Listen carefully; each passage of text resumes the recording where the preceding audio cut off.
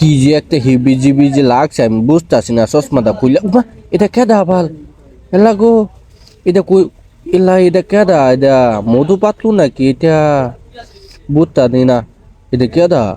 এই দাঁত দিয়ে দুইটা মধু পাতলু, তো দাঁত দিয়ে নিচে কি, নিচে কিছুই নাই। এটা মনে হয় মুক্তি সাদে থই দিছে, আমি বললাম ধরাই গেছি। লগে আবার গাছও তুইলা থই দিছে একটা, কি একটা অবস্থা। ও মা ইনো গাটা কি লেগা একটু দেলাইনটা দিহি কিরম অবস্থা, আমার কিরম দেখা যা না, আমার বালা লাগে না। কি একটা অবস্থা, একটা বিডি আসমাছে আমি বয়সা দিছি, খিলখিলায় দাঁতটা দেখায় দিছি একটা। কি একটা অবস্থা মনোর। ওমা ইনো দিয়ে আর একটা গাতা, কি একটা অবস্থা, খালি গাতার গাতা। বুঝতাছি না কি একটা অবস্থা। উপমিন কি জানি দেখলাম, আমি বুঝতাছি না।